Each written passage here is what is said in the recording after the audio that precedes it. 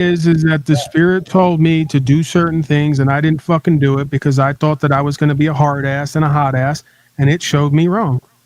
Right? It told me, and it's common fucking sense, man. Like my spirit didn't have to be guilty and tell me stop eating this shit, stop smoking 15 fucking times a day, stop fighting and arguing with a bunch of retards who aren't about nothing. You know, stop lowering your energy and your vibration into this toxicity and chaos. And I continue to eat like a fucking slob and not rest my body and not exercise and engage with a bunch of sickness for years. So, of course, it's going to fucking kick me in the ass and come back to haunt me because I knew better and I didn't do better.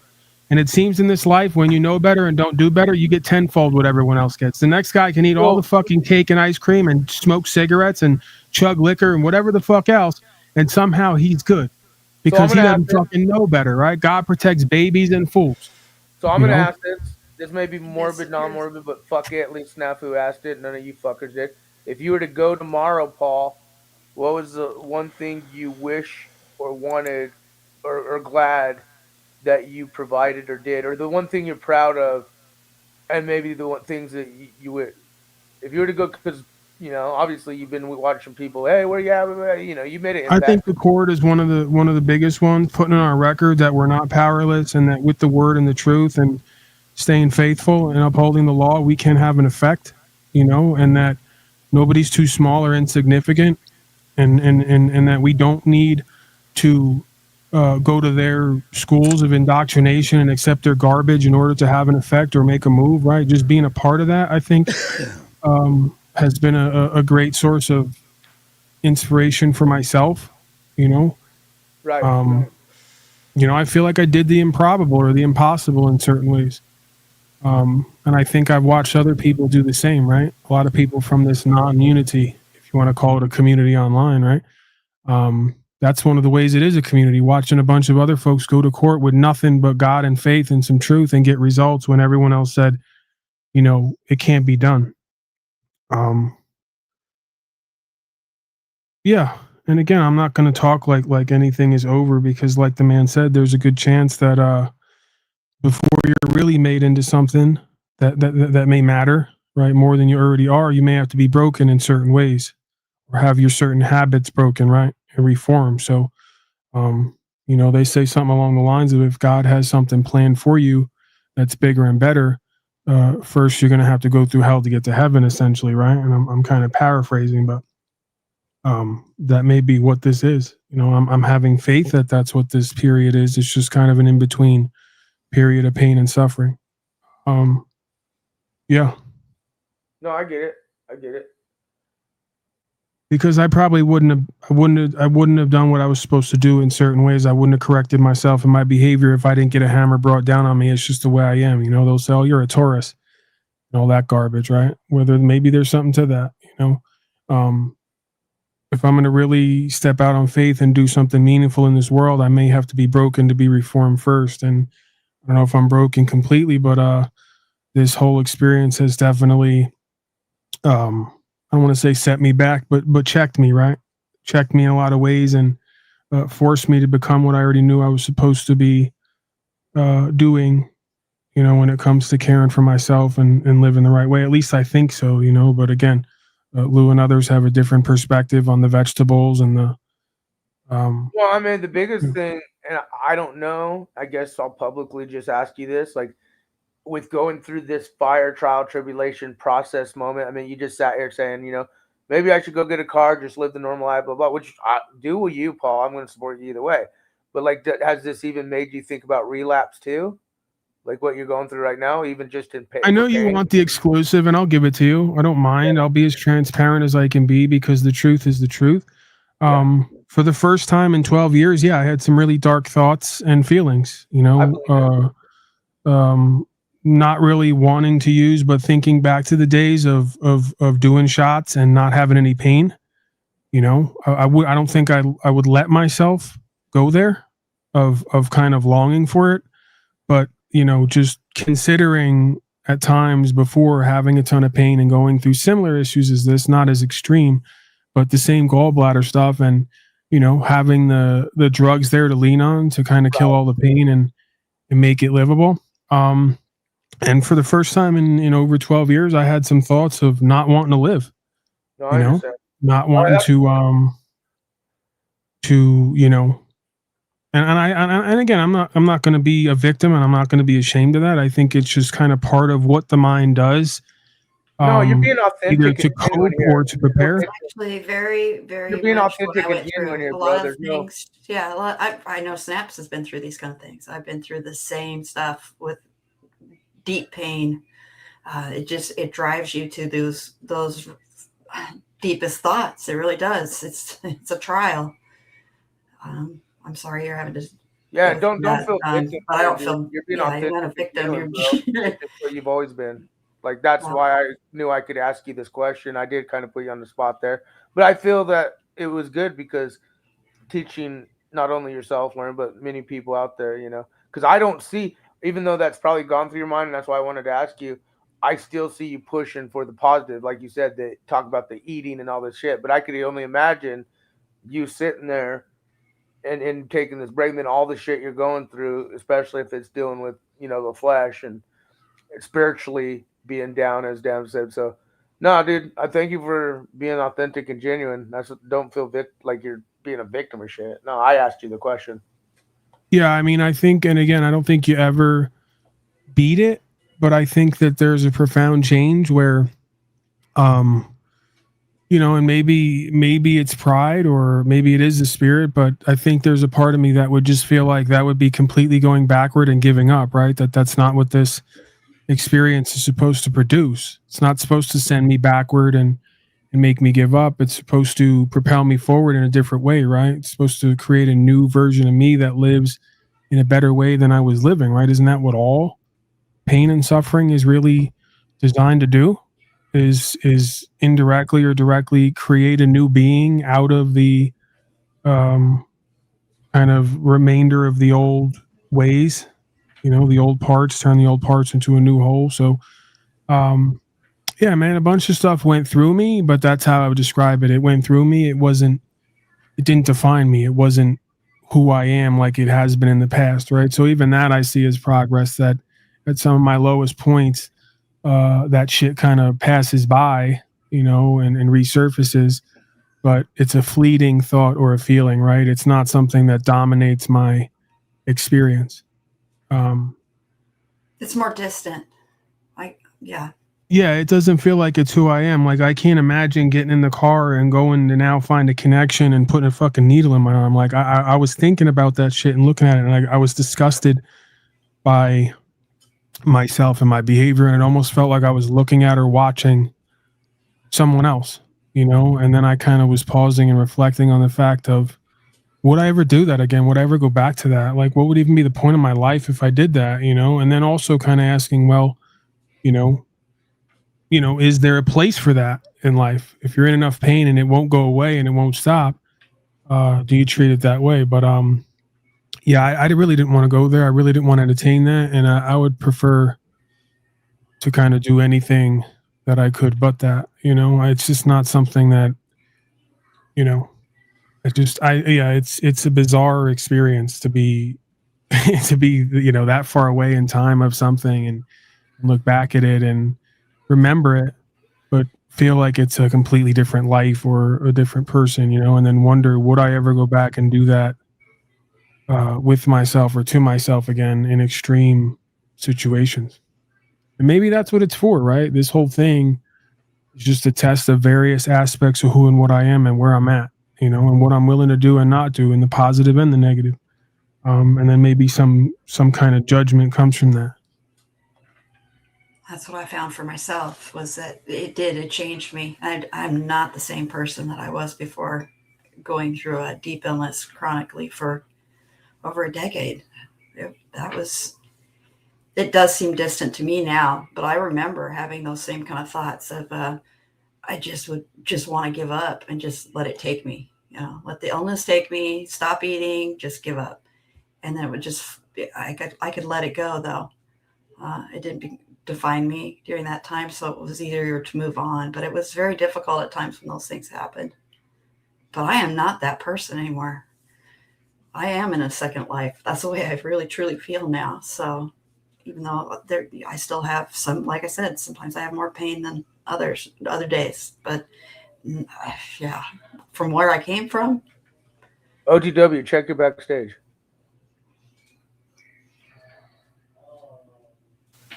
You mean private chat?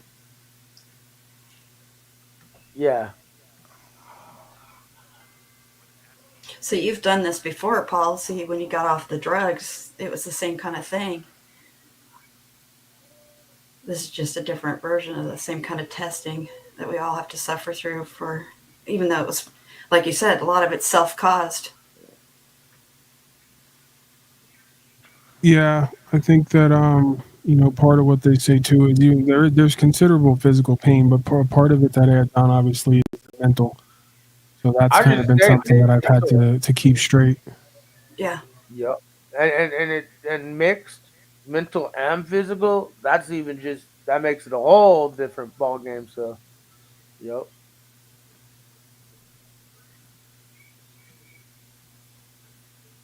The Rasta healing.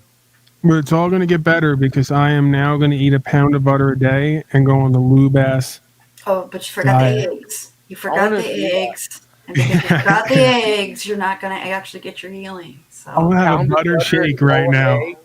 to kickstart One my egg. healing journey. So are these hard-boiled eggs with a pound of butter on top of them? that's what he said. And kimchi, Wow. I think, if I remember right. Paul's You toilet. probably want to get raw, unpasteurized His butter. toilet's gonna smell like Yes. OTW's fucking house, cat piss. Oh, good God. It would smell like eggs and fucking butter. If there are any fertile women out there, feel free to donate your eggs to me for my new lube ass diet. I prefer to consume human eggs than cow eggs if I had to. Well, there's one thing I can say. You haven't lost your sense of humor. Oh shit! It's all I have left, OTW. It's all I have left. My faith and my That's the sense good of thing though. humor. If there's butter around the house, butter could be used for so many things though. Probably want to get a cow and Yeah, we know you beat yourself off to the butter, Snaz. No. Yeah, you know, butter has different utilities, but you know, you didn't All have to. natural men are. I thought I was the only one back in the day who used butter as a masturbatory lubricant. Apparently, we're all scumbag lowlives here on some level. Well, we were. We're getting better. We're changing our ways. Is that unchristian to masturbate with dairy products, Lou? I'm asking Lou specifically. He seems to know a lot. Yeah, especially with he probably did it with lard. You know, I have this funny feeling he did it with lard. He has jars of Yeah, lard. like ghee. Ghee might be better beaten off. Pee. No ghee. Oh, you know, you Oh, left man. that jar. of Can we pee at just my go house. with coconut oil, guys? Oh yeah, Oh, but then you'll have it smelling coconut. yeah, exactly. Great. Coconut's awesome, dude. Coconut, swish it around your mouth, whiten your teeth. Great for What's you. going on with your failed comedy, O'Shea? Are you doing all right? Did you see my most recent set at the Comedy Works, Denver, from No, a couple months ago? no. You're missing out then. Might want to check it out. I haven't seen it. Share it. It's the same set he How did do at the you guys- Laugh have they seen Factory, it? the Ha Ha, the Improv, and every other. I'm just busting. Brian O'Shea, when are you going to get some new? We got to workshop some new material at some point. Yeah. When I'm feeling up to it, because you got something, and I want to see you get a 20-minute special together. Nothing. No, He's got speechless. The guy. Well, no, because I get it. Part of comedy is you got to take the same 3 to 5 or however many jokes and perform them over and over again to kind of work them out and to learn. But yeah, I'd like to see some new stuff in there from time to time. And again, that's just selfishly me. I'm not telling him to stop by any means. I'm not telling him. I honestly think he has a stage presence, and when he's up there, he's just funny. Like just him, it's funny. When you and him were doing when he was in his little, when he kidnapped or he took the fucking cart from the store, and you like basically took it for a cruise around the block. Like you and him need to do more skits like that, where it's just Paul and bro. When you guys are talking to people on the fucking out in the scene, that shit was pretty. Yeah, that's the thing I was kind of pausing on. It's like we all could do this. Like it's not just me in those 3 minutes. Like we all could get on stage. We all could like Yeah, we could. Paul saying he wants to hear from me, but I want to see him up on stage. I agree. Everyone wants I'm to see sure Paul you on do. stage. I'm sure you do. Hey man, I mean, I'll be everyone in the real audience- about it. Oh, I've we done can like schedule here in lectures and stuff Arizona. like that, but I've told you, you got balls, man. Getting up there and getting on stage and doing comedy takes a lot of balls, man. And I'm not saying I don't have it, but I'd really have to fucking find them again. Well, I'd really have sometimes to you reach caught down him there on and look stage for them. on like a dirty bar floor level. There's no stage involved. But what we're missing is this, like how everything's inverted. This stand-up comedy, this entertainment, this was daily in people's homes. Like everyone was an awesome musician. Everyone was quick-witted, or most people, or some. Like this isn't like for Not the best owned family. I'm doubting that, but go ahead. it's not for a select few. Like as we're going down this road to sort of optimal way to have community and to live, like that's why every home basically had a piano at one point. Like that's what you did after dinner. You entertained each other one way or another. Why do you think Music, they're going witty stories. owning big homes to now it's cool to have a tiny home? It's all agendas in play, Brian. You know this. 'Tis the season to be jolly. Yeah, what are you gonna do No, for this- the Christmas this piss special, talk- Brian? Are you doing a Christmas special for YouTube? Yeah, I want to do a Jewel Fest. I want to be dead serious about it. I wish everyone would join me. It's right around the winter solstice. It's called it still exists to this day, like in the Netherlands type region. It's a Yule Fest celebration. You celebrate. So Huge writes, "You're on stage. This is YouTube. The disconnect is incredibly bizarre." No, it's not. It's your lack of realization of the difference between being on YouTube versus being on a stage with a bunch of fucking hot lights on you, with the only microphone and a bunch of people looking at you. Yeah, it's It's different. definitely the next level, right? To try to equate, there's an aspect of it here, yes, and it takes a certain amount of confidence or routine to get past the fear of what are people going to say or do or think. But to go on a stage and be looked at and have nowhere to go, right, other than to retreat behind the curtain, it's definitely a next level. And you're not going to convince me because I've done both. I've been on stage where you have to walk through the curtain and there's 200 people out there and they're looking at you and what you got to say. It's definitely a level up, right?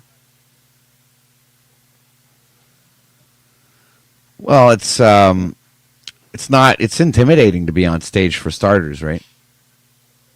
And there's always like the the track that you get before you get on stage, man. Fear. Well, the life is the ultimate stage. You're performing for God, right? I'm very much like Jack Talcott. The man points out I could be successful at anything that I want to do. Yes, people have told me that in my life. The problem is, much like Jack Talcott, I don't really want to do much in life. I'm not a very zesty person for life, right? I don't really grab life by the horns. I'm not like, oh yeah, another day, I'm here. I really want to go do this and do that. And, that's where the rights and freedom thing and the court thing was really kind of a change of pace for me because it was something that I, and still am. It gets me fired up. It kind of gets me excited. I kind of love the game and I like watching shit unfold and play out and people get results, right? But, for the most part, the corporate world and just everything in life, I'm not as much of a self-starter. I really got to get myself in a certain frame of mind to, get up and get out and get something and have that hustler spirit, so to speak. If I'm not really into it and not passionate about it, I'd rather not engage with it. That's been one of my biggest things that gets in my own way, right? An aspect of me that gets in my own way is I'm not as much of a hungry, go-getter as I could be. And that's why I've been profoundly unsuccessful, if you ask certain people, I'm sure, in certain ways or endeavors. But that's why I'm on the OTW broadcast, because we find a home here, right, OTW? He's not picking up on me busting his balls, but Yeah, I think that that's kind of what led to me, kind of going, hey, I'm going to be faithful. I'm going to be inspired. I'm going to take the bull by the horns, is because I lack that so much, right? I think oftentimes people misunderstand me when I'm yelling and screaming or I'm being passionate. I'm attempting to inspire myself and others because I lack that, right? It's not because I'm brimming with that.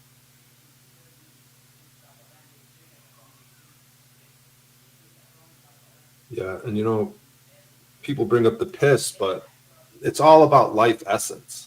Like even the Philosopher's Stone, it's just a salt that's super condensed with life essence. Piss is life essence because I'm a living being. The piss has life essence. An orange, freshly picked off the tree and immediately juiced, the Gerson juicing method to cure cancer, you're ingesting something that's has maximum life essence. A grape, it's still alive on the vine. The vine is the best medicine to make in spagyrics. It's all about life essence. So how do you get life essence, like just in this moment right now? What is the life essence of this situation that we could capture, that we could sort of strive, that could sort of motivate us and help us to heal and get better and level up? It's all about that life essence. What is the life essence of this broadcast? The panel verse, people can say, oh, well, Paul shows up. That's when the life essence is there. It's dead when he's not around. And there'd be truth to that. But in this exact moment on this panel right now, how are we capturing the life essence of the situation that could like propel us and offer inspiration and motivation to others? It's all life essence. I think you have the answer, Brian O'Shea, in your attempt at semen retention. That's what I've been looking at recently. You cut out sugar, you cut out all the artificial adulterants, even cannabis and all the rest of it. And then there's only one thing left, and even if you go back to scripture, this idea of lust, or expelling one's life essence, as you put it. So, that might be part of it too, right? If you're if It's the you're ultimate life engaged in all essence. these things, then you're lacking in more vitality that you could be using to direct toward other things. Yeah, I mean, it's the ultimate life essence, and there's something to that. I mean, I haven't practiced it lately the way I have in the past, like going 6 months, 9 months, a year, no fat, and seeing the results for myself, like not beating off for a year and just keeping that. There's something to that. I know there's something to that. Yeah, and it's wrapped around the life essence, I'm sure. Like, Now, do you find any energetic boost in going 52 years without vagina, or is that a well, first 28 years, no beating off, about 30 virgin, so I was about 35 years old, might as Not well. necessarily by his choice. I seen him interact with women. Um, yeah, I mean, there's definitely something to that, but yeah, there's the flip sides. There's the extremes on each side. There's yeah, Snafu's touching on it, even though he's trying to be funny. Like, is it like willful or is it like just circumstantial? You know, Maybe I think with you both. I think at times, because I think you're smart enough to be able to, and you do kind of have that different lifestyle than most. You're more active than most too. Your age, that's a big thing too. Activeness.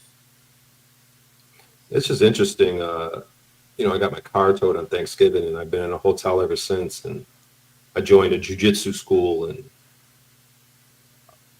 I don't know, it just started kicking off. Like all of a sudden, I started like, because before that, like I wasn't really thinking about getting laid or thinking about girls too much. But then all of a sudden, when I'm starting to get my shit together a little bit, I'm working every day. It's like, I'm starting to look at girls and fucking get that urge back again. That was sort of getting lost as I was sort of just sort of caught up in my addictions and So did you get negativity the in car certain back, ways. or is it gone? Gone? Did you lose the car for good? No, they got it. I need to I just want to get my shit out of it. I mean, the car is pretty much done, so I was just using it as storage Right. anyways. But like, would like to get. I got some of my shit out of it. I got the title out of it, but I just need to stay on their ass. I just have a hard time the way I sort of stand up for myself, I'm willing to go the distance with cops. I get intimidated by this. With companies like a tow truck service, you're like, okay. No, I You just can deal haven't. with the Like cops. Paul was telling me, I was called Paul up to borrow $60 off him to get my car out of tow. One time I got arrested, and he's like, "Dude, you ain't even gonna try to fucking. You're just gonna give him the money. Like you're not even gonna try." And like, yeah, I didn't. I didn't even try. I just wanted my fucking car out right then. Like, No, Aren't they still are those under that edict at Denver where they're not pushing the travel infractions or the low level stuff, right? So why are they?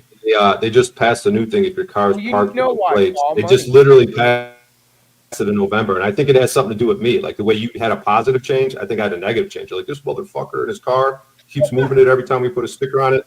So they Yeah, literally but why changed are it to where you unplated? Like, why don't you just private plate it and then try to move it that way, right? If you're gonna go no plate, then at least go like private plate, uh, and designate yourself a number and then create some paperwork to go with that, and then move it that way. Hey, the car is plated; it's just not what you're used to. So here's my documentation, put it on record, and now you know for the future because they're playing the this is abandoned game, right?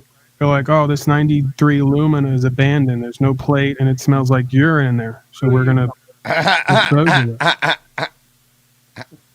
Thank you for the fake laugh, OTW. I can always count on you for that. Hey, what do you mean fake laugh? That's bizarre. Only second to Joe Cool's iconic fake laugh. But wait, how the fuck are you in karate class? Isn't that shit expensive? Did you haggle a deal? Are you working again?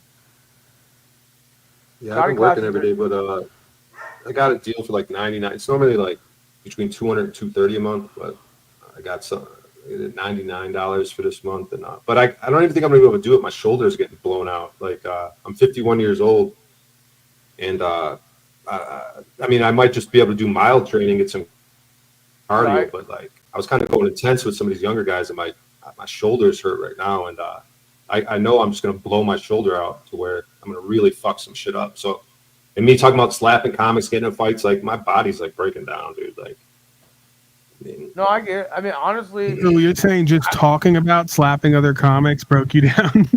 no, I'm just saying, like I'm like out here thinking I'm gonna fight people. Like I got in a dude's Who are you face. I was like, fighting, Ryan O'Shea? Come on, we're not at our core, man. We're not fighting nobody. We're we may act out I from know you time show to up to these time. open mics though, and these little fucking weasel douchebags. So I got in one of the dude's face the last time I was there. I was just like, you're a giant pussy. I got like nose to nose to him, and then I regretted not slapping him because he made it look like, oh, I'm not like what, like he squinted his eyes like, oh, what, and then I regret like not slapping him, but I also don't regret it because I don't want to be getting violent. So it's just like it's like a paradox, like. And it's like, I'm like, no, not now. The next time, if I get in their face and they squint their eyes to do anything, I'm immediately fucking slapping them. And I'm not saying I'm going to win fights.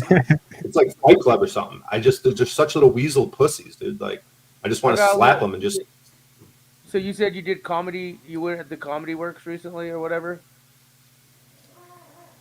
Yeah. All right, I'll check it out. Well, you ought to come up here to the Comedy Works, do another gig. So why are you wanting to slap comedians now? Because they're little. They treat me like shit when I show. It's at the open mics. It's not the club. And it's like I don't even. It's like these panels, dude. It's like I need to just not think about them, not fucking show up to these mics and just do me. Do they And tear like fuck you up? these losers, dude. They're just Like, do dude, you lose to them terribly? Like when you go up there, they already did such a great skit that you're just like, it's just no, dude. shitty No for one's you to doing do it? great shit. I'm the one that does great shit. No one fucking Okay. All right. does great All shit right. at fucking movies. Yeah, at least you still got that in you. Fuck everyone else, you got it. That's all that matters. Because, dude, you'll be at a bar and everyone's at the bar is talking. It's like you're not performing, dude. It's Oh, like that's true. literally everyone at the bar is talking to each other, and then you're up there with a mic, and it's just fucking. That's true. The gig. I mean, you do the. That's why the rock bands are better at the bars versus the comedy gigs at bars. You know, the music. Because even music, rock bands, they don't even get the attention because everyone's talking to the. But Yeah, comedy is a war in a way, man. It's a grind that there's no end in sight, and you may have to do it for 10, 15 years before you ever get a breakthrough, right? You need Where to you're be. actually doing Yeah. stuff people are coming to watch you for rather than just kind of making your bones in the trenches, so to speak, right? So, yeah, man, again, it's that hungry attitude of you just want to do comedy and you want to get better and better at it and excel. And at some point, whatever is meant for you is meant for you. And it's kind of like keep your head down and grind kind of thing, right? As much as people don't see it that way, that's kind of what I've learned from just seeing it or talking to people or studying it from the sideline. Most people they see the end result. They see Dave Chappelle or whoever else, Theo Von. They go, look, Theo Von's there. He's famous. That must have happened overnight because he's so great or he's so funny. No, he'll tell you a story about grinding in clubs for no money, just for the art of it, right? He's not doing For well for right a now. decade. Theo Von's all fucked up right now too.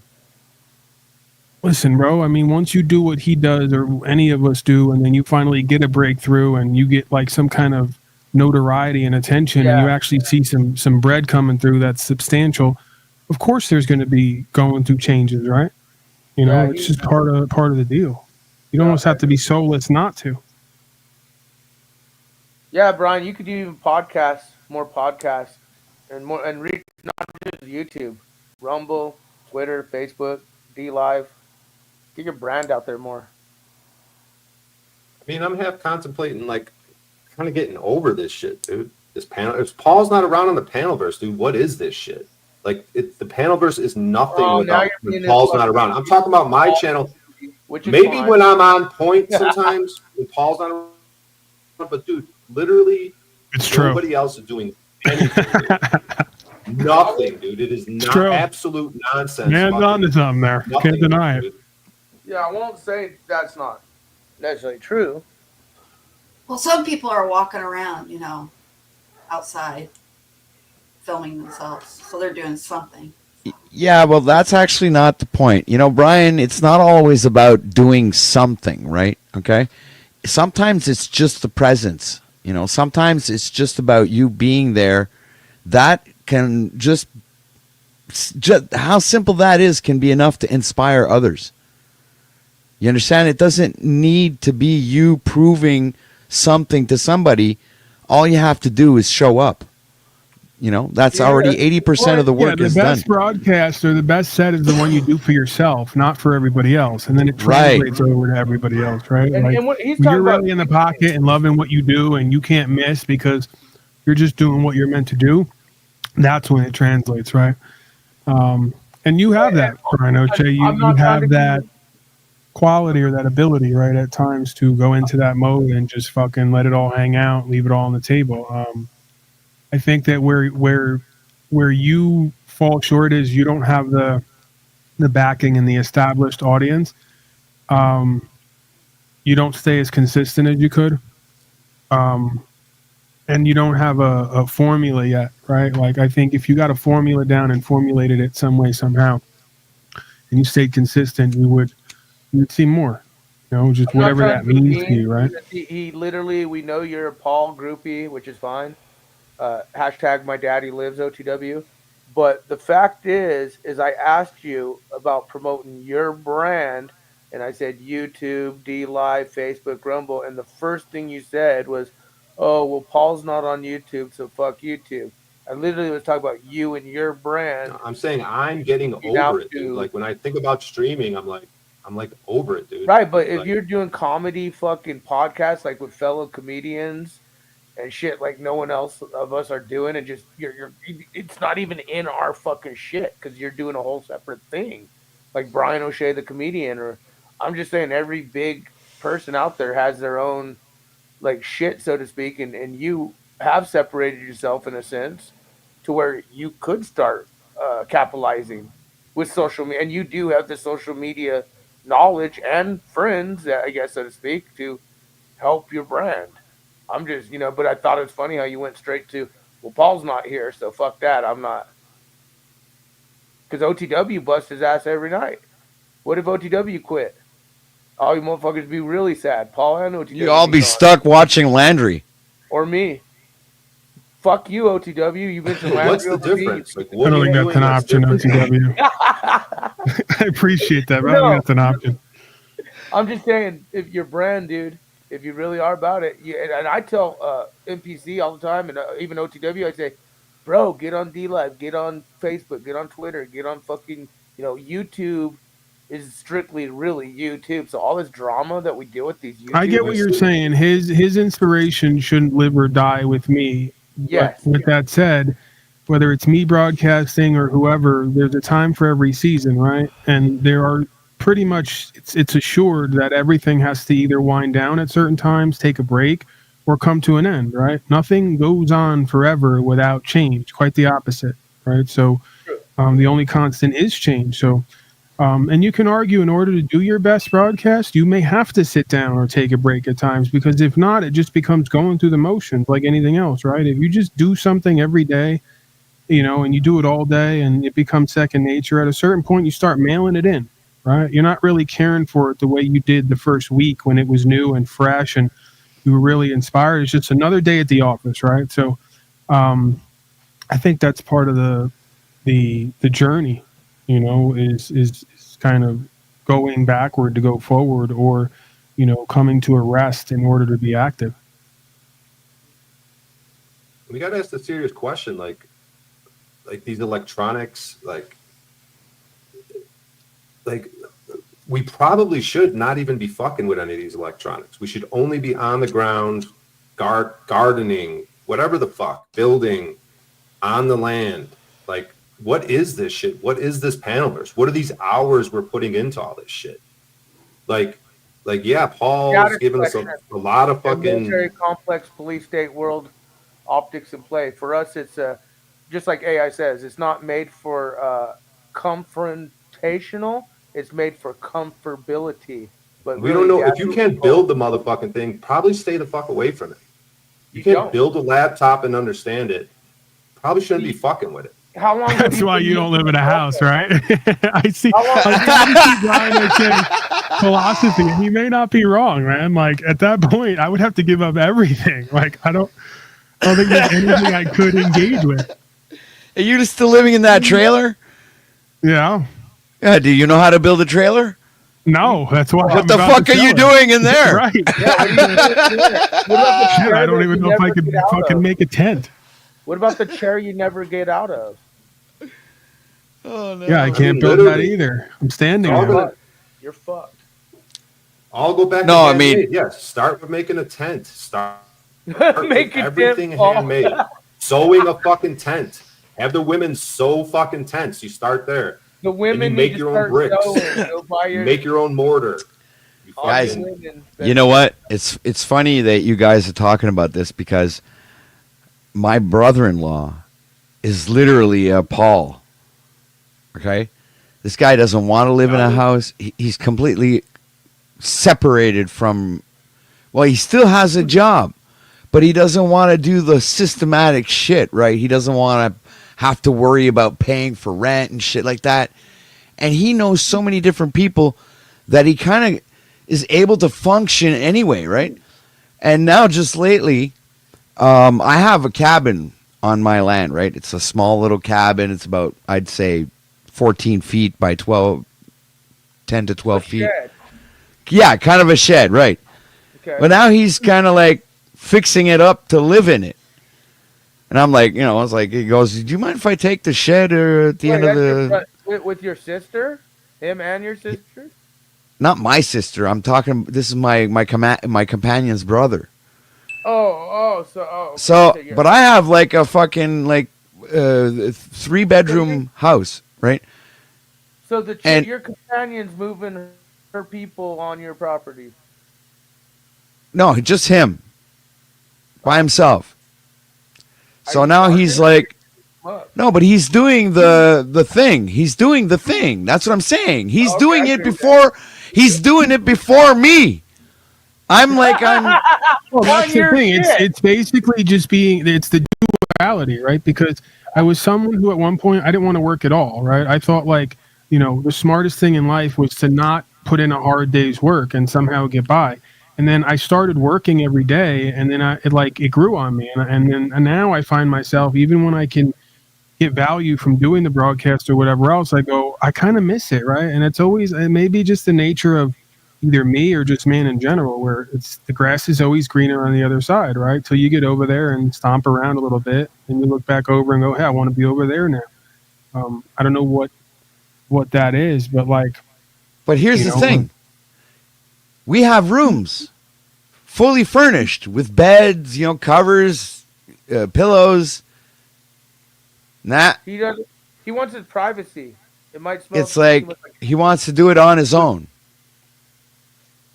You So could I have was made like, that yeah, shed into a studio, dude. it's like the chicks will tell you. There's got to be something more to this life. It's the I want more sort of syndrome, right? Where you go, okay, I'd like to have some more money to take care of my basic needs and maybe save. So you go get a job and you work hard, and then it kind of grows on you, and then you're like, okay, I've done this for a while now. I know I can do it and be successful, but what else is there in life, right? And that's what the point I came to, where the rights and freedom thing was just kind of deep in my spirit. And then I brought it out because I'm like, hey, I could work, I could do well, I could put away money every month, be ahead of the game, buy whatever the fuck I want. And now what?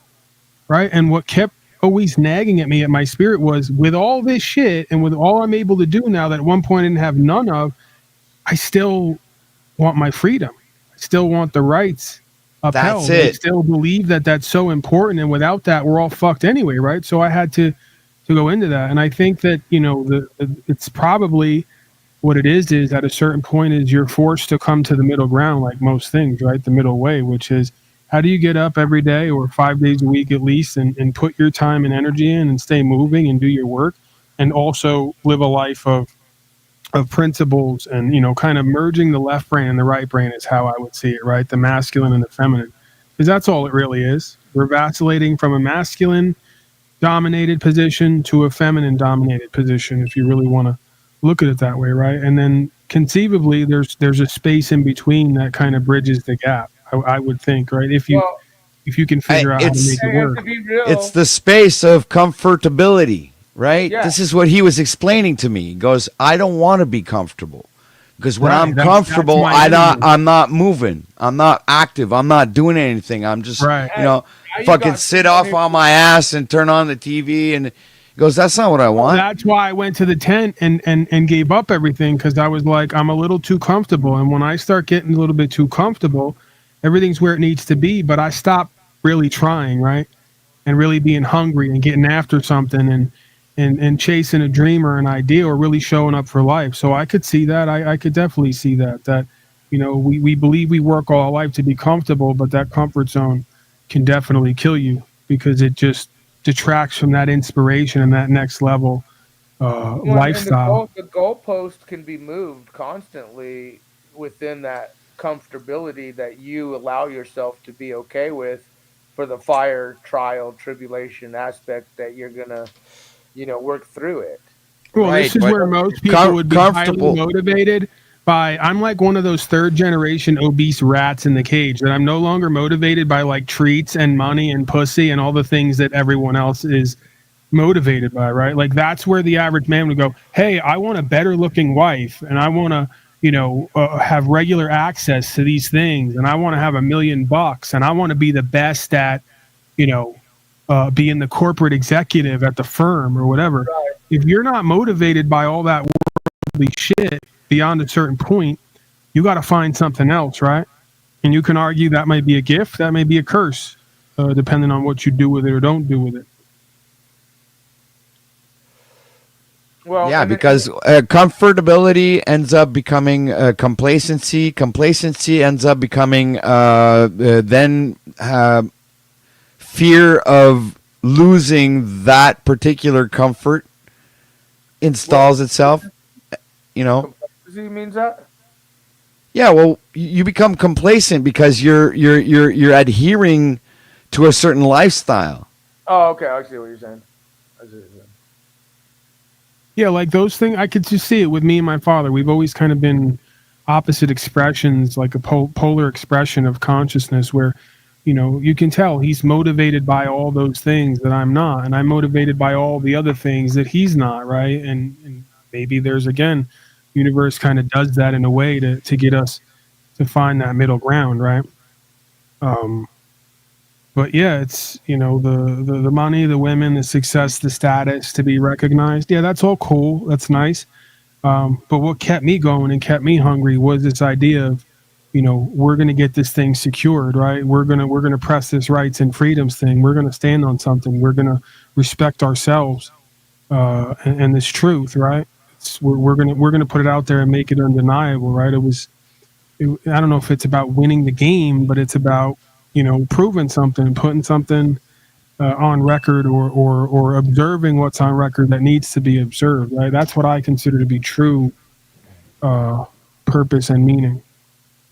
That's why it scares me, you know, when I kind of waver in that, or when I consider kind of putting that down for a time and just going back to a quote unquote regular life and working regularly and not getting after it.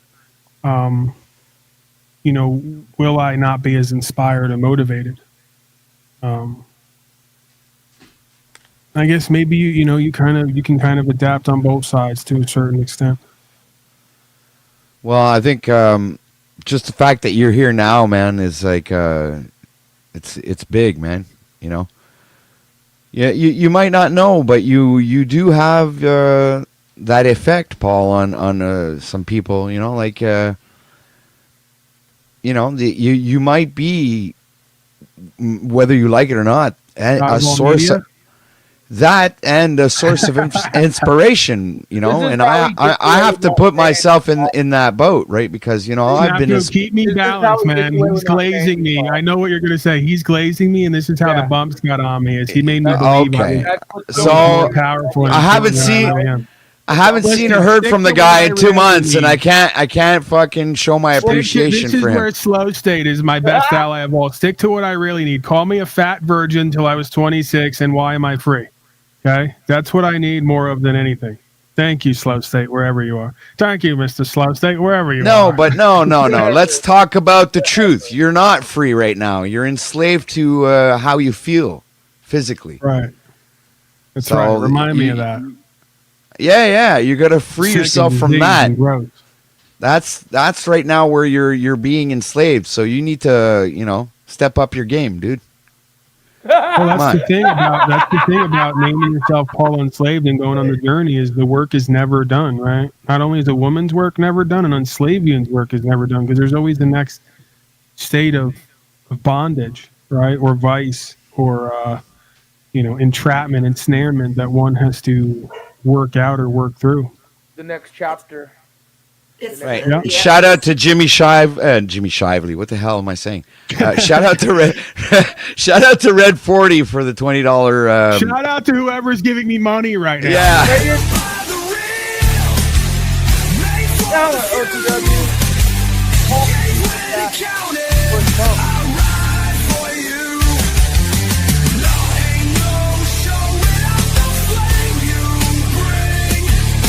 How much of my life has been suffering through this goddamn fucking 15-second clip? I know, it's like the longest fucking...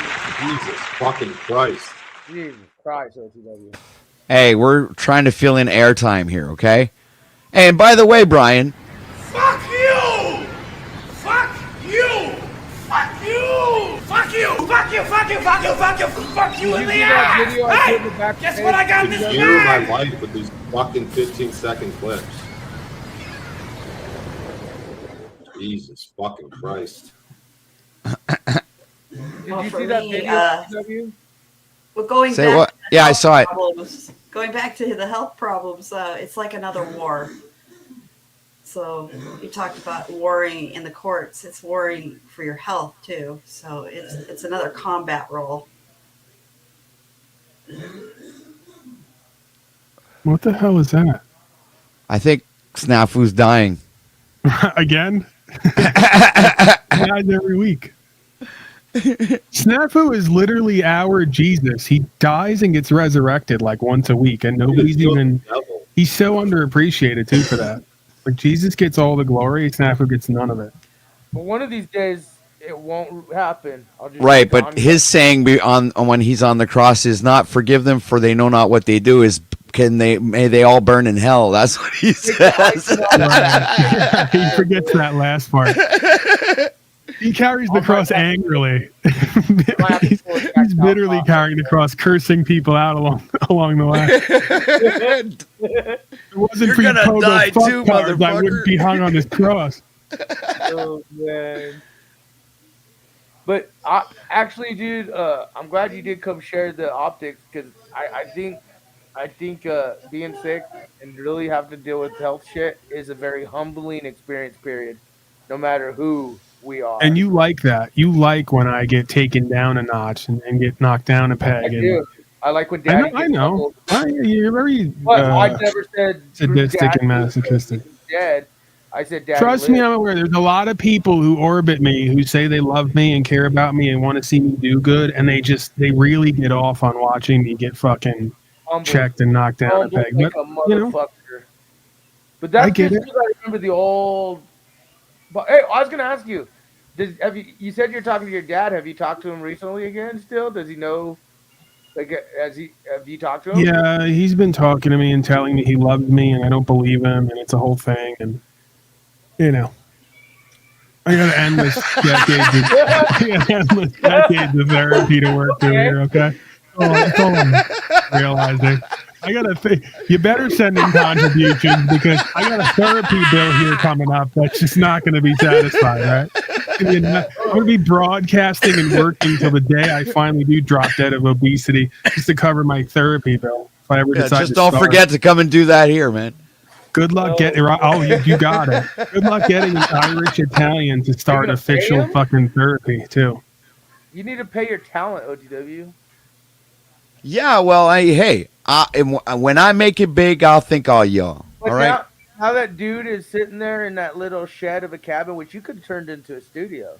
I didn't know you had a little shed. Dude, I'm still fucking. I'm admiring the dude. It's like I'm not even like I don't even look down on this guy. I'm actually looking up to him. You know, it's like man, you're the courage that. Hey, it's fucking minus 20 degrees Celsius outside, man. There's like a foot and a half of snow. And let's make you some money. Ryan O'Shea is in an igloo right now with a candle and whale fat. I'm sure there's some people that would pay right now to watch. Now it's a competition. Come on, Brian. You got to get out there on the ice and start ice fishing. Lee Like my says she's brother-in-law. still waiting for the pictures from Italy. Well, Lee, I hate to break it to you, but my father is astoundingly full of shit, so I wouldn't be hoping on those pictures. He probably told you, trying to be nice and polite, and pretend like he's a nice, polite, kind person. He probably told you he was going to send you pictures from Italy. You're never going to get those pictures. He didn't even take any pictures in Italy. I'd bet anything on it, right? But this is, this is where we're at an impasse, him and I. Didn't he take some shit? Fuck you, Thomas. Hey, didn't he take some shit, with him out there to Italy and was going to marry her ass or something? What happened to that? Who is that now? Your dad. Hey, Paul, take some pictures of you. Just when I think my father can't outdo himself in ridiculousness and nonsense, he does, and he astounds me.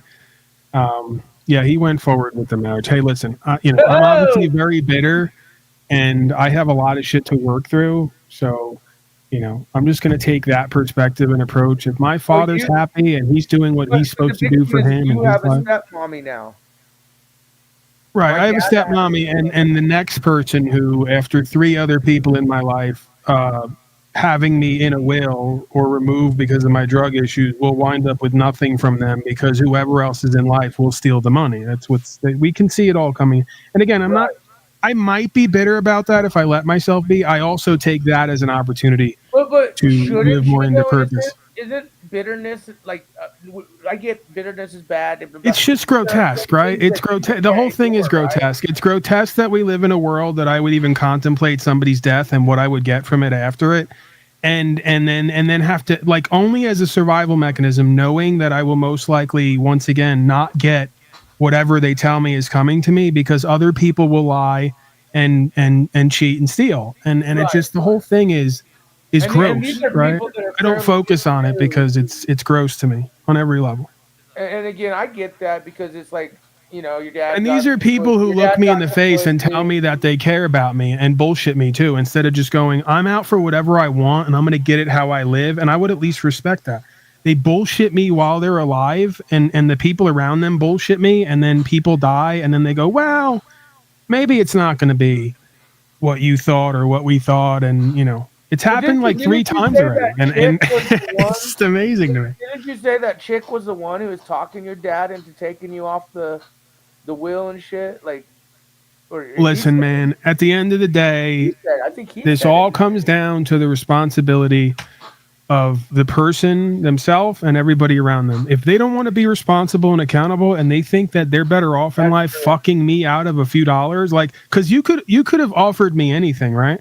You could have said, hey, there was a couple $100,000 here. Like, at least 3 times there's been a couple $100,000 to go around, and just so, I mean, if you just said to me, hey, I'll throw you 10 grand just to shut you up and have you in the picture to feel like you're part of something here, like this bizarre family, I'd be like, okay, they can't even do that. But right? Think of how common that really is, though, that like someone that, okay, yeah, he's getting pussy, yeah, they're married, but the truth is you're his son that's been through so many up and down trials, try to be like, and to get cut out because of, and then people who are fairly new in these people. No, I did that though. You have to understand, I did that because every holiday season, I don't like message everyone and go Merry Christmas, and I don't like to do the birthday thing, and I'm not a normal person, if you couldn't tell, right? And they don't like that, or that doesn't make them feel comfortable, and then they kind of just treat me like, oh, that's him and that's what he does. Like, I was like, hey, let's not get 11 vaxes, and then the woman he's with went and got the vax and got like some lumps all over her. And, I'm still the asshole and the bad guy for caring, or bringing that shit up. Well, next time you talk to your dad, tell him Snafu said, I want to talk to him and his wife. Say I'm inviting him, because your dad told me he'd come to my podcast one day. Remember, over you? He'd come to me and right. But this is how God works with the kind of, exiling, semi-exiling, because my father, I do believe, has a care for me and wants to see me succeed. And I think he does. Yeah, he just doesn't relate to me as I don't relate to him at times, and so there's a lack of connection there that at times can translate to a lack of love with you and acts like there's some of that. Else sees it. That's what I saw with your dad. But see, with that game of all these people treating me like a retard and an outcast and a sick person and whatever, comes the introduction of a whole bunch of other people who really do relate to me, like on this broadcast, and really do care about me and do contribute and support. So that's how life works, man. If you get exiled by one group, like they say, blood's not always thicker than water, so you get exiled by one group and then you get brought into another fold. Like, bro, I got these 7 people, including myself, who, we formed a group, and, we've been looking to get land. It's kind of taken a back seat over the past month, but that's how I see that. That's my cosmic family, right? The people who come here and contribute and support, who don't need to be told or begged to do what they feel is the right thing to do, right? Like, not only would they not lie on me and steal from me, they contribute when I'm not even around. So like that becomes a source of inspiration for me and makes me feel good about my life and that I've done something right here, right? I guess my biggest question is that's exactly what I'm actually starting to feel when it comes to like when I was saying earlier about my brother-in-law doing what he's doing, because he's kind of now inspiring me to do more. Well, so now I'm like you said. Say what? He's doing. I got my dog playing with his toy. Give me that. But I guess the question I was asking is, if you get sicker, and obviously your dad will play. You just don't stop, do you? First, it's the if I die tomorrow, and then it's the what am I regretting and hate about my life, and then like you're like Diane Sawyer here. You're really getting the exclusive. I'm wondering if your dad's gonna want to become more involved in your life. And if Snafu Walters. If you decide to die tomorrow, what will you do? How will you feel floating away from your obese body? Bro, I've been doing Jack Talcott, OTW, Coast Day, and all these fuckers since you've been gone. Give me a break. What's the question now again? Oh, you're such a victim, Snafu. You're a great interviewer. You really are. You missed your calling as a journalist. I finally realized it here today. Yeah. What was it now? He missed his calling as an ash maker as well.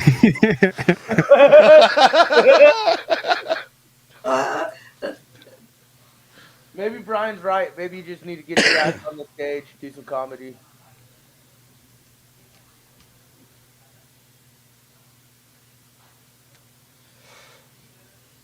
Yeah. Well, you know what? All good things must come to an end, folks. Yeah, I gotta And go.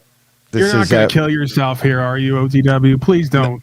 no, It's been just the broadcast. Okay. Thank God. Snowblower. We gotta see the snowblower shit. Did you get one? Oh well, yes, I have the snowblower. You're right. Yeah. I might as Hold well on, show you someone's guys. contributing to me for the day that this woman steals all the money that my father says he's going to leave for me.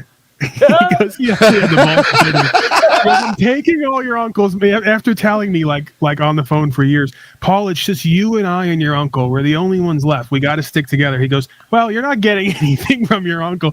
I go, you didn't even save the pictures or the. My uncle used to draw amazing pictures. I go, you didn't save the pictures or any of the prank calls or anything. He goes, no, I threw it all out. You're not getting any of the money because you were on heroin. But that's why Scott is here. Scott and Lou. It's my new stepdad, Scott, and Uncle Lou says for a couple pounds of butter, dim ass. The irony of him calling me a dumbass and misspelling the word DIMBASS. Thank you, Lewis. And Scott B said, "Wish I could do more for you. You've done enough, sir. You know that's the reality of it. I'm very thankful and grateful for you and others." Who continue to contribute and support even when I'm slacking for months at a time in my Talcottian way. I'll never spin around on you and go, hey, you haven't done enough for me. You know, hopefully. I guess I'll never say again what I'll never do because I haven't. I've been wrong. But I don't, again, it's, whatever. We've been through it. It's not even like it is about the money, but it's also not, right? It's about the bullshit. The power games, the inauthenticity, and the bullshit. I have half a mind to tell my father, whether you're going to leave me $10 million or $10, can you just get it handled ahead of time so I don't have to go anywhere and fight anyone and argue about it? Or because the last 2 times my father's like, you should fight and argue till he did it. He goes, you should go take your uncle to court and fight him and argue and all the rest of it. You're just going to give up. And I go, yeah, I don't feel right about chasing money and fighting my family and arguing with them about them doing what they're supposed to do. If they think this is a world of no karma and they can lie to me and steal from me and get away with it, well, God bless them. Yeah, I could see your dad gaslighting you like that. Absolutely. I could see that. Well, that's what was so fascinating to me, that like twice already with other uncles who did the same thing. He was there every day calling me going, you're just going to let him get away with it. You're not going to pursue this. You're just going to, you could use it. You got to fire it up, bro. You got to use it. What are you doing? You can't just walk away. You got to show us the skinny arms could even push that thing. You're doing OTW struggle with it, or he could. You're snow blowing in the middle of the night. What are you doing over there, OTW? What's your deal? He's blowing. Well, I got myself a new slow. Well, it's not new; it's used. I got it on Facebook, but we had so much snow, and I got a fucking 100-foot driveway, so I was kind of tired of using shovels, man. I said, it's like at my age, I shouldn't be shoveling. I should be at least snow blowing. I need to get my grift on like you. You got a snow blower. I need to get my clutch fixed. What do I do, OTW? How does OTW live in a house? Has anyone figured that out yet? How he pulled that off? He was given to him through family. Oh, it's an intergenerational shack he's got going on? Yes. Well, kudos to you, OTW. Your family doesn't hoard and lie to you and keep shit from you, and they make sure that you're give you a good to go. No, cut you out of the wheel. I worked at my ass off, and I think I manifested this place. But that's not what really happened. Excuse me? I get that's how you feel and want to think, but your family hooked you up with that place. You're crazy, man. My family I have nobody in my family that has there's parts of my family that people have houses, but not the the main node, right? So pretty much they're, most of them are either retired now or unemployed and on welfare or whatever. Didn't your daughter just moved to a new house? You said. Yeah, Like, is it a house or apartment? she's got something going for sure now. She's installed herself into a fucking fantastic house. Like a And- house. Like a house. She's yeah, installed house. the house. She's installed herself. She's the furniture. Well, anyway, so and she's getting it actually cheaper than where she was living at right now, which was like $2,400 a month. Yikes. Yeah, Canadian. For how many bathroom? So she's got like 3 bedrooms and a whole basement the same size as the first floor, so it's kind of like a bungalow. Okay. And it's like parts of the basement is like completely finished off, right? There's a room in there. They even have like a computer room and a place for the kids to play, and it's amazing.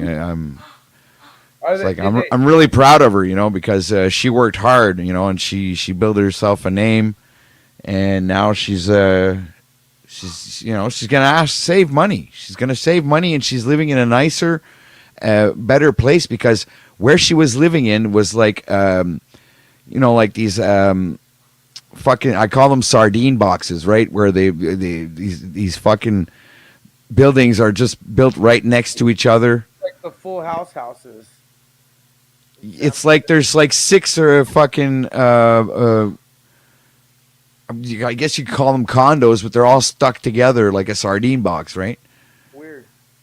So yeah, it's just like she was paying $2,400 a month for that, and it was fucking tiny. All the rooms were small, and then she ends up finding this luck.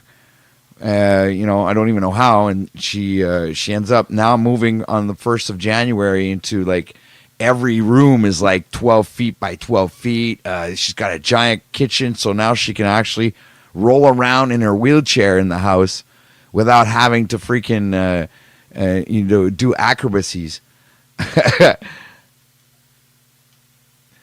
So she's really happy. Or just renting. She was planning on only renting for now, which is that's up to her. I don't So really. she's digging herself a hole. She doesn't own the house. Well, she didn't own the one she was at before that, so it's like. I don't know. Right But now, she's- it's scary times to be getting into house contracts, but I get it. Well, if she's renting, I think it's better off that way for now, because she's going to be saving money anyway, right? Well, I mean, as long as it's just doable and they're living and they're able to make it manage, that's really what matters in times we're in. The way you're presenting, I thought she bought the house, but now I know that, yeah. But that makes more sense. I was like, how did they buy a house? How did your daughter buy a house? Yeah, I mean, right now, as I guess, makes me sound like a pansy, but the main roadblock we've come to is I don't want to live anywhere that's like extremely cold, right? So like it's relegated me to like maybe two states. If you leave out code and all the rest of the garbage, it's pretty much Arizona, maybe New Mexico. Land of entrapment. I lived in New Mexico for years. It was terrible. But yeah, I mean, if you're not like, because it's like now I'm like a Mexican. Once I moved here, I've gotten used to the sun every day and the heat, and now I'm like everything is cold. I'm like Right, these no, I Mexicans in Walmart, like hace frio. Everything is cold everywhere I go. Like even when I went to Oregon, they're like, "Oh, you got 3 more months. It's gonna get way worse." And I'm like, I'm already fucking cold here, and I never used to be like that. But if you're not like that, like Red's saying, he's near Chicago, whatever. Like back home in New York, I used to be used to the cold, and I still say the best option is to like rent a minimal shithole, like try to get something $500 a month, and then just stack for like 2-3 years, right? Or more, and then just put that into some piece of land with something on it. I've never and then in my life, do your own septic and all the rest of it. I've been tempted because I really got to get the clutch of my car fixed, and it's only like $1,300. I got about 300-400. But no, I've been tempted to get a credit. I've never in my life had a credit card, so I have no credit. And I've heard bad credit or no You, credit. you got to start small, Snaps. You know, you go piece by piece, you know. Because the $1,300 on a credit should be okay, right? And then Where are you going that you need a clutch anyway? Like, where are you? Where are you going anywhere? You don't It's do anything. it's my car, man. It's how I get around, doc, you know. Notice he didn't answer where he's going, like where he's getting around to. I would come cruise to see you, but you won't see it. Remember when Brian asked to see you and you said only if you get in the trunk of the car? And then the next day, Brian stayed at my house. I've since reversed my position on Brian O'Shea. The more I've gotten to know him and kind of, experience him, I'm very guarded with most people, if not everyone, until you need a good 3 to 5 years of me before I start to interact with you in any kind of healthy relationship. But, part of me was thinking, I think I even told Brian O'Shea, if we do wind up going forward and this piece of land does come together, he's welcome to come down. My main thing with him, like anybody else, like me, quite frankly, is, or Jack Talcott, anyone, is that you're able to take care of yourself and get whatever you need for yourself. And, again, I would want for him what I'd want for me, to be his least amount of burden on anyone else and be able to take care of themselves as much as they can. And if you need help, of course, there's always people there to help. Oh yeah, no, that's totally understandable. But no, I use my car for for to go to doctor's appointments or to go just to have my car to go wherever I need to go. So that's what I use it for, Paul. Yeah, I mean, he's kind of in a position where he almost needs to be. Well, you don't ever need to be. There's always something you can do or start up. So I'm not going to limit his potential, but if he's going to continue doing what he's doing, he almost needs to be near a city to do the gig stuff, right? And he's making damn good money, man. I was watching Brian O'Shea stream the other day. He's pulling in $50-$60 fucking an hour, Dr. O'Shea. He's making chiropractic money over there. Fix my clutch, Brian. I helped you with your car. Maybe you should help me with my car. I did. I'm so over cars, dude. I held a screwdriver. I fucking hate cars. Hey, Snafu, somebody help me for a snowblower. I mean, someone will help you eventually with that clutch. I have faith in God. Maybe. Dude, I went down the rabbit hole again, by the way. This isn't the first time I've done it, of forgetting a car altogether. And then I actually did the Google search, how much is a horse? How much is a carriage? It eliminates the license thing. It eliminates insurance. It eliminates all of my issues and problems. Then I got to be the asshole riding around, some city on Arizona on a fucking horse. Holding up traffic, Yeah. I'm doing 12 miles an hour on a good stretch on a fucking horse. Maybe instead of helping the African guy, OTW, we should help Daddy get the dog. Because we met this African guy, and now he's begging for too much money. That reminds me, I did a second Google search. How much does an African cost? Because it turns out an African can run slightly faster than a horse if you feed it properly and put the right hooves on it. Asian rickshaw. I think about we were going to get him a donkey, but maybe we could get you a donkey instead. If you want it, 500 for a pair of Filipinos straight from where Timmy is, that might be the way to go, man. We'll never funny, Snafu. You just reminded me of Shrek and Eddie Murphy. Paul needs his own Eddie Murphy. Oh yeah, there's always a donkey. There's always a jackass chasing you around. Too much last night on Jack. Jackass. I was like, shut the fuck up, Dick. You're yapping, and you're starting to sound like Zetetic Princess or other people out there. What is going on with you, Dick? Yes. You going through a midlife crisis? Oh man, Snaps. I'm so glad you said something because your opinion means so much to me, and I know. I was super hoping I could get your validation on here tonight. We should review it. No, what is we going on? We need to ask AI how AI can help us regulate AI for our own safety, because we're not smart enough to do it ourselves.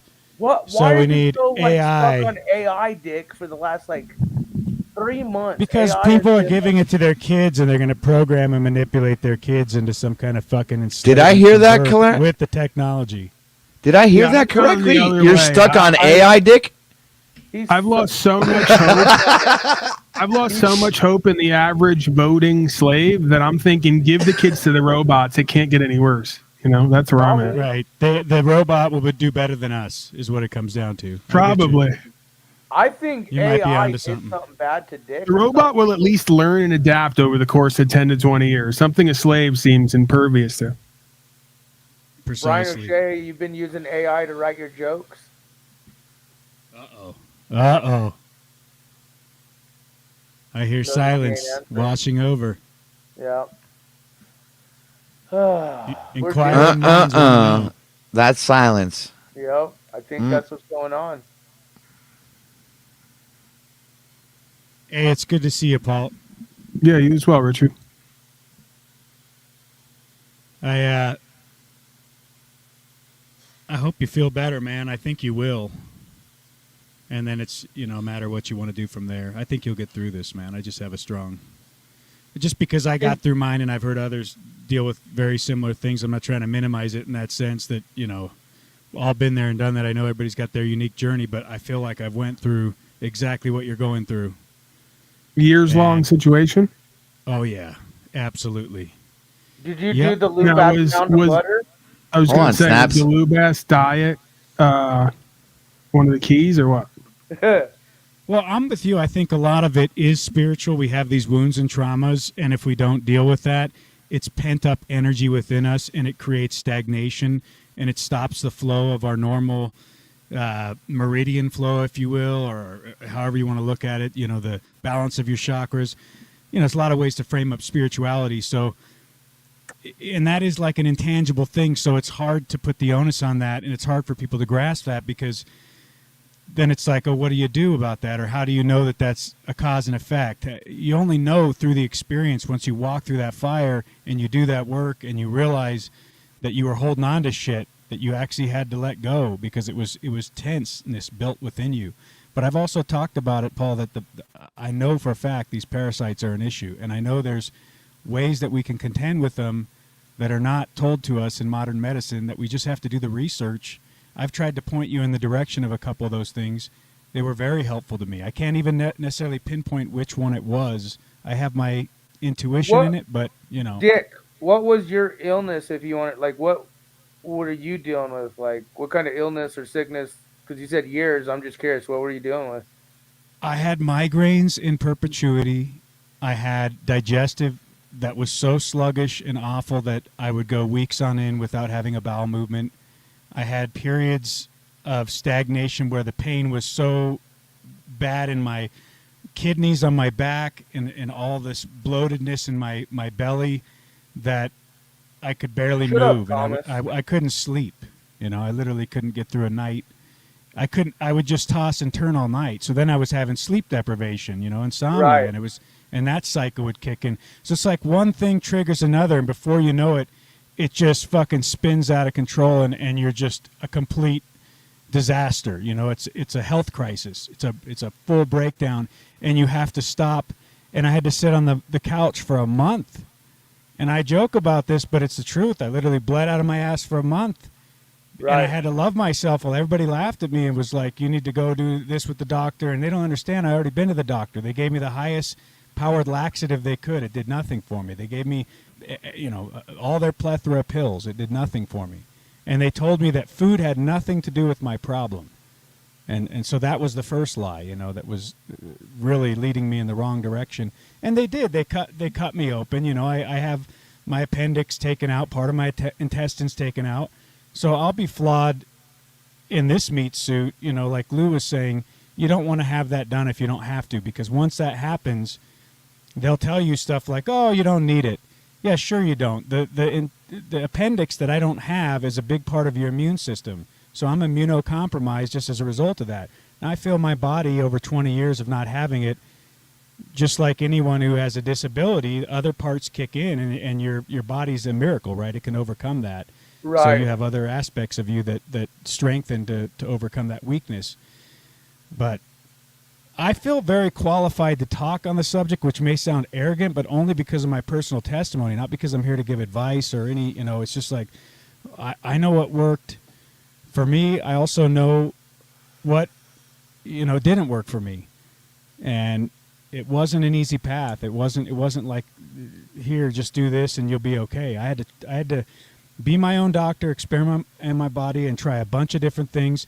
and I'm still very fragile in that sense where I have to really have situational awareness of what's happening in my body and feel that inflammation, feel that state of, it's usually something that'll happen in my brain. I'll start getting that sluggish kind of brain fog, and if I start feeling that, man, I know it's coming. I'm going to have full on inflammatory breakout, and it's, I need to get it under control immediately, which means go into that fast and prayer mode. I stop eating, start drinking lots of water, really just give my digestive tract a break, and then you'll see me. I won't be on here. There's been plenty of times I've sat and watched Paul for months on end where I didn't come on the streams because I was sick, and I was just working on myself, and it was like, I was just like, man,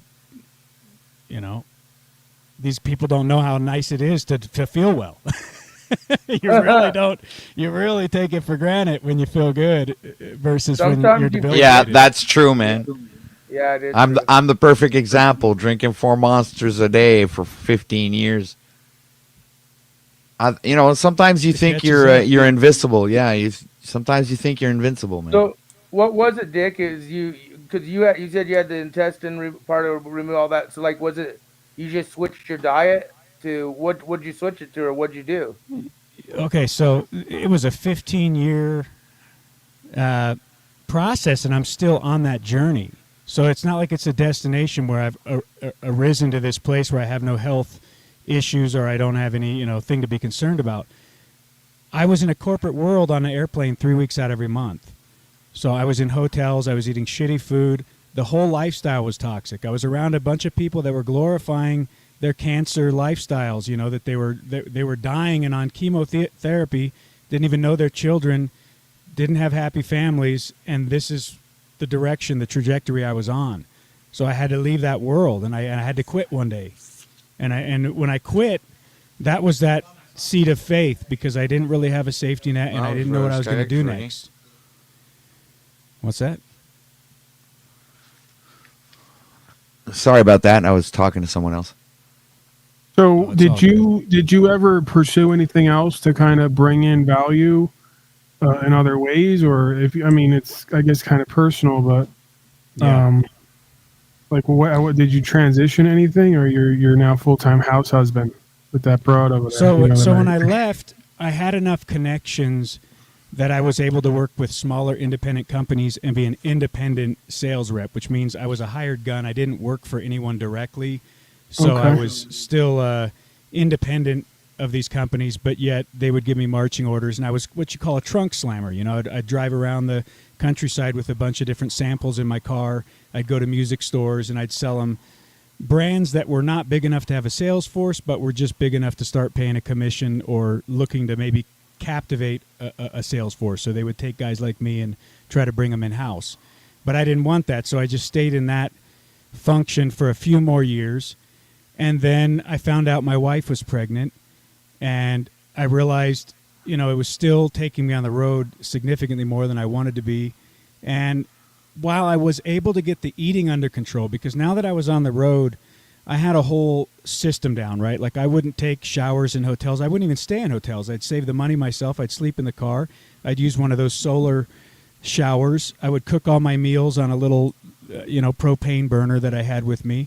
And I would stay in campgrounds, and just that shift was very, very significant. Like I immediately noticed there was some sanity coming back, but I still had digestive issues. I would still, 4 or 5 times a year get just deathly constipated.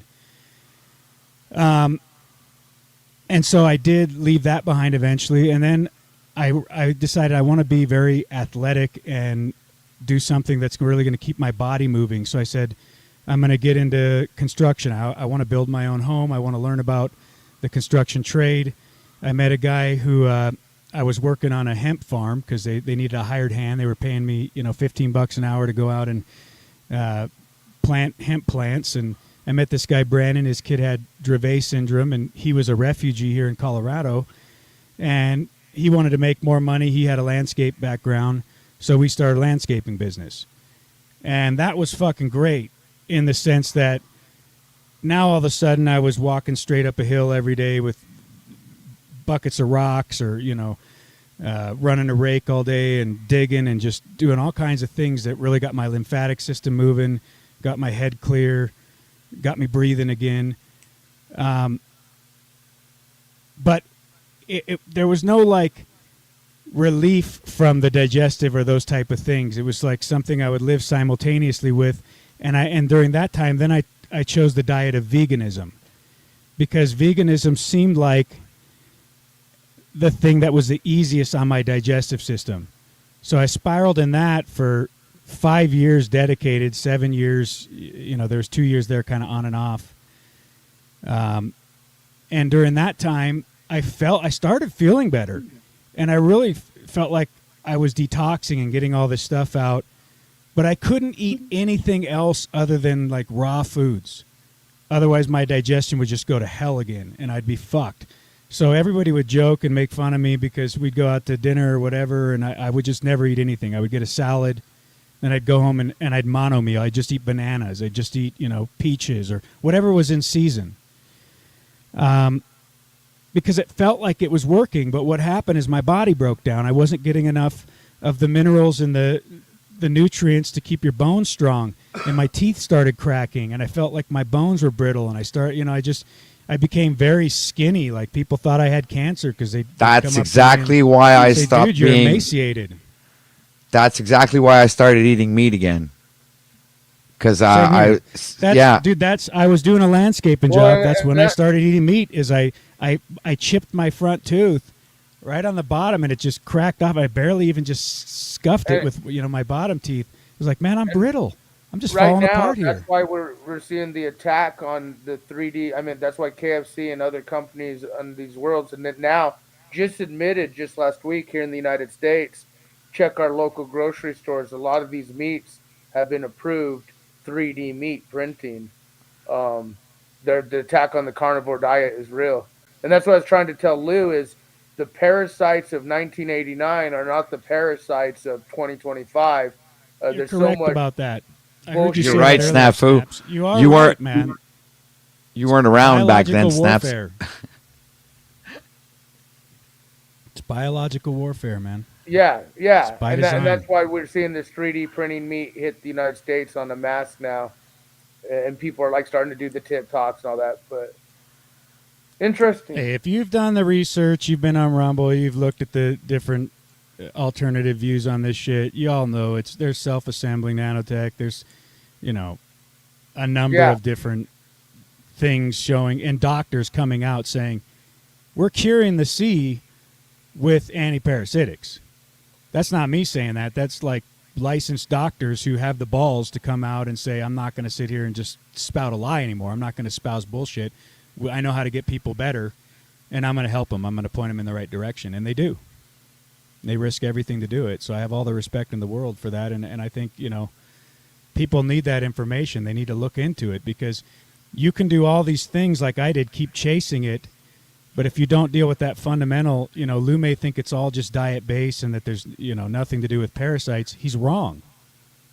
I'm happy he doesn't struggle with that, but you have to have a thorough parasite cleanse to at least get back to a base level of foundation so you can build good gut biology and recreate a beneficial terrain there. Yep. And if you're struggling and you have inflammatory symptoms and you have all these issues, I guarantee you that's not correct yet. You got to work on that. You need more fermented foods. Well, It's hey, not I'm just going to meats. go. But, hey, you guys, great conversation. Daddy lives. Paul, good to see you, bro. OTW, pay your talent. Dick, great story. Brian, do better at comedy. And Damsel, good to see you. The optics are high. Snafu, do you give me permission to consume your lifeless body if you, Yeah. like I I'll did sign with it over to OTW? Unslavia. You want me Okay. to sign my body? I will. Yeah, donate your carcass to Unslavia so that I'll if do I it. do have to eat meat, I can consume a Panelverse member rather than an innocent animal. Let's do it.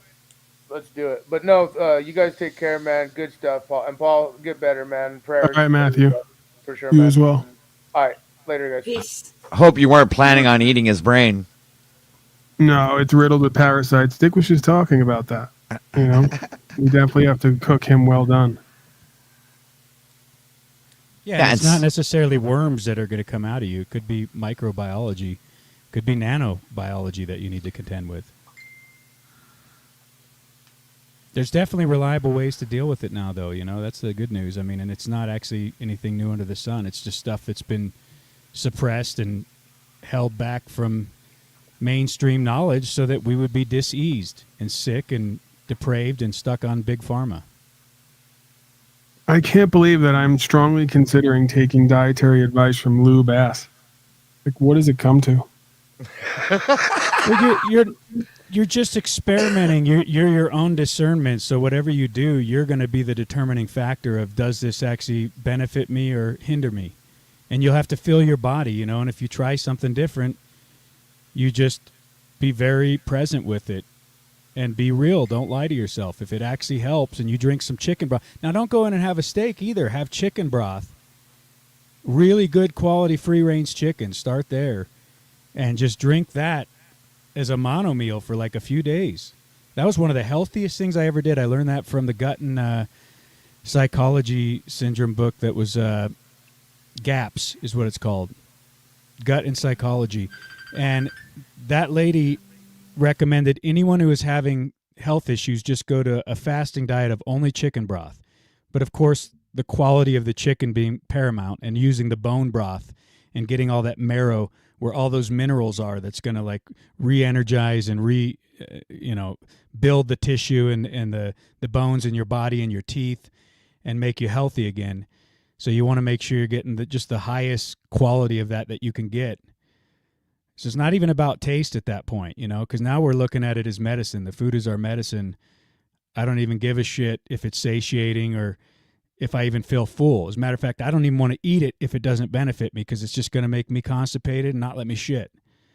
So that chicken broth was a lifesaver for me, because it wasn't a hard food, and I could just drink that, and I knew I was getting good nutrition, and it just coated my whole stomach with all that gelatinous natural what do they call that stuff that's, you know, everybody's taking a supplement of it now, right? Everybody wants it in a powder form.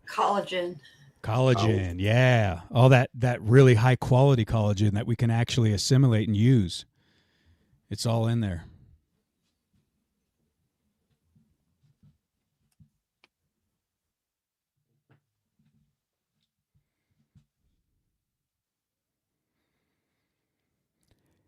I think that raw milk is also a good thing too. I would look into that.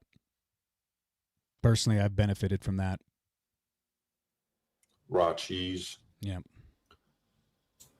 Yeah, I'm doing the raw milk still right now. It's excellent.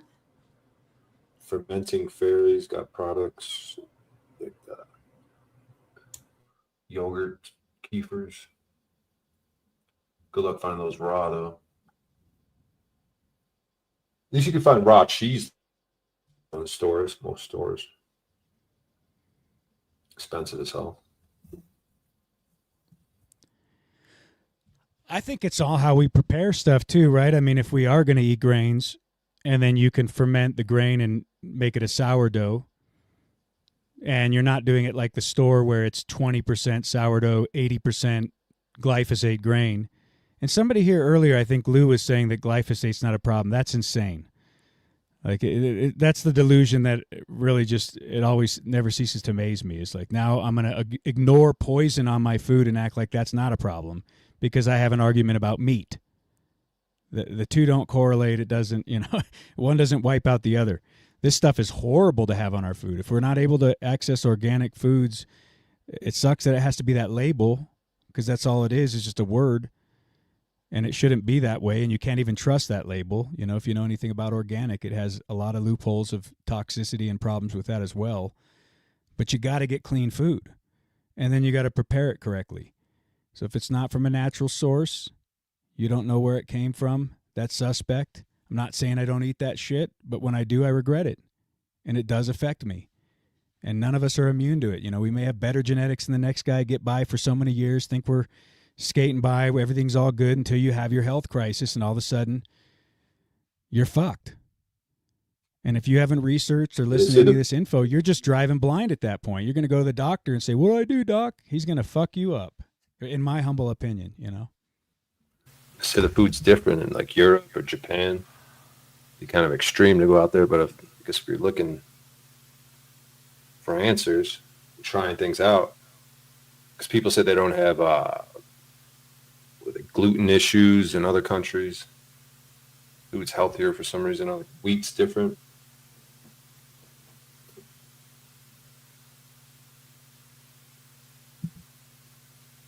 I've been eating Eichhorn wheat.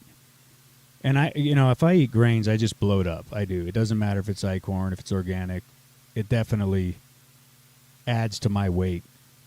I just enjoy them, and I say if I'm going to eat them, I might as well try to eat something closer to an heirloom, something that's... It's the same thing with cannabis, though, too, right? Like anything that I'm consuming, if I can get something closer to the original that is a natural source that's not been sprayed, I'm going to want to start with that, whatever I'm doing with it, especially if I'm going to concentrate it. Herbs, same thing. These could be healing, but depending on their source, it could be poison, if you ask me. Pay attention to what plants are growing around you, what they call weeds. Nature will pop up what you need around you. Like you got a backyard or some nature around you, some dandelions, some like you said, it gets shit that's not sprayed, but nature will provide the cure right in front of you. It'll start sprouting. Oh, that's a weed, kill it. It's probably the medicine you need that's right near you. Well, and it's all interconnected because we're meant to be indigenous. We're meant to be of the land. And so the biology translocates within our own locality to work with the plants and then simultaneously work with us. So that's why we're supposed to have our hands in the soil. That's why our shit's supposed to go back into the soil. That's why everything, that we utilize and consume should actually go back into the process to be reborn again so it can live once again and be bountiful. So it'll know you're there. It'll know you. Yeah, it'll get your signature and it'll know what you need. And it'll provide for you. That's wild. It's indigenous biology, indigenous type of heirloom landrace plants that have... Because people will say there's no evolution, right? Well, you can prove that is complete bullshit just by looking at the plants. They're constantly evolving. And what do they do when they become landrace? They become predisposed to their environment to be optimized. That's a tree will withhold its water if the trees communicate with each other. If one tree's not getting enough things like water, the other trees will withhold. So if they know you're around, they're going to provide what you need as well. It's true because you can have a tree, but all the brands of grass that are growing around there, they're not dying off because the tree's there. So for some reason, the tree is not taking up all of the nutrients, or else the grass wouldn't grow around it. It's balance. So if the tree was selfish and took all the nutrients, then you wouldn't have those little grass blades sticking out of the ground. They stick to the code. It's the duty. If you're happy and prosperous, it's your duty to help other men who aren't. Nature is perfection. It's their duty to withhold water if someone else isn't having enough. They'll withhold. They will sacrifice for the other one.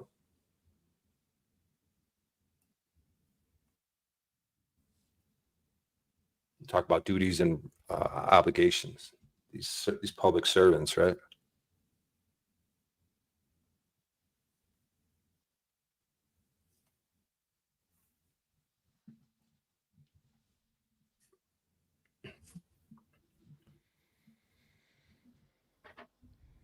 Yeah, I mean, the cover crop, I think, is also a lot of result in a natural state of the plant communicating with its geography to bring in what it needs to communicate with, to have that collective relationship with what's around it to create the homeostasis. And I'm not trying to be like overly wordy in that. It's just the best way I can describe it, that this thing is actually creating the balance around it by attracting in, it's using those sugars and proteins through the root system, bringing it all in, not just the biology, but also the plants it needs, because then those plants are working the soil in the way that releases for the bigger tree what it needs. That's fucking how we're supposed to think. They got us thinking, how can we ask AI in a better way to tell us what the fuck we're supposed to do next? We're supposed to be looking at the bigger picture of how we fit in to the creation and how we're a steward of it and how we could actually be of use to the Most High in the creation of something beautiful. If we'd only see that, you know, that's really the fucking whole point.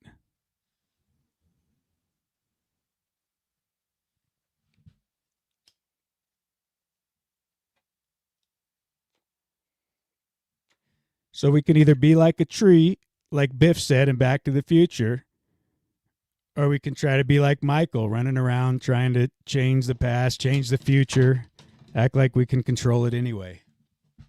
I almost caught that. That was pretty good. Michael who? Oh, Michael J. Fox, Back to the Future. Remember Biff? Biff was like, why don't you make like a tree and get out of here? And we all sat there stunned like, yeah, I can't move if I'm a tree. I'm stuck. Yeah, but leave is to grow. Make like a tree and grow. Right. Send your leaves and seeds far, right? Bud. Spread across the land. Making fruit. Yeah. I'm going to tap out, y'all. Enjoy your evening. Likewise, I think so. Yeah, it's about that time. I'll see you guys later. I appreciate you guys. Cheers. Paul, hope you do Blue Bass, better. I'm at least going to go on some eggs just for you now, even though they smell gross to me. Oh, I thought you already ate eggs. No, I've been eating pretty much the same 3 to 5 vegetables every day. No bread. It's been over a year now. But hey, can you get a chicken, Paul? we have chickens out here, but they're like I think 3.5 now or 4, and they all stopped laying eggs. Scrap them. Isn't that the luck? Scrap Right? them. Make them into dog food. Get some productive ones, because the difference between an egg that's ate a natural diet that's fresh, because they wash all the biology off that preserves that egg. So when it's at the store, you will taste a difference. You'll have maybe you've had a farm egg. I shouldn't assume that you haven't. Have you ever had an egg like fresh from the rooster? Yeah. It's incredible. And that's a better product, man. It's healthier. If you got chickens, you're already feeding them. I mean, are they just free ranging, or you're throwing them grain? Well, they're not. They're his. Like where I stay, he has a enclosure, and he deals with all them. I don't like being a part of the. I don't like being part of the process of keeping animals caged up and, killing them and eating them and all the rest of that. I'm really not into it. So what's awesome is they're your pets now, because you don't have to kill them, right? You get hens, you get a chicken tractor, you're running around the land, you're picking grasshoppers for them, you're hand feeding them the grasshoppers. They're just like going fucking buck wild, because you're like this angel of light that just brings them a bounty of manna and puts it right in their beak. And so they just love you. They follow you everywhere around the land. And I mean, it can be that way. Because that, for the chickens that we didn't eat, which most of the chickens I've raised, I have not ate. That's exactly how it is. You name them, they're your pets, and you treat them like gold. They're your friends. It's like, Yeah, I don't mind that protect as them. much. They're like any other pet. Look at it like a dog, man. I mean, they're just a little less hands-on and less maintenance, really. Yeah, we've got 20 chickens right now, though they're not liking the weather right now, so they stopped laying for a bit. Yeah. All right, I'm out of here. Have a great night. All right, Nice man. talking to you. Thanks for being here, Dick. OTW. Cheers. Take care, man. I'm out. All right, Sherry. Yeah, I hope you feel better. Thank you. I know it's a trial, so I'll be thinking about you. All right. to see you I guys. appreciate you. You too. And OTW, thank you very much. We'll see you My later. pleasure. My pleasure. You're always welcome. Thank you. Take care. All right, shout out to the mongrels, mongoloids, miscreants, and misfits in the chat, and of course the Unslavians, OTWians as well. Presuming they're not one and the same. And until next time, do we brand over here? Yeah, why not? Choose love, live without fear. OTW, take it away. All right, man. Thank you very much for coming over here again today, Paul. It's always appreciated. You're like gold out here, man. You know, you're rare, rich, rare, and real. So, that being said, guys, it was a great broadcast. I told you right at the beginning of the broadcast this was going to be an epic broadcast. So that being said, guys, I'm going to be sending you guys all over somewhere. It's going to be a surprise. And I'm going to have to traditionally say, this is OTW signing out for today. Coming at ya from the belly of the beast. Peace.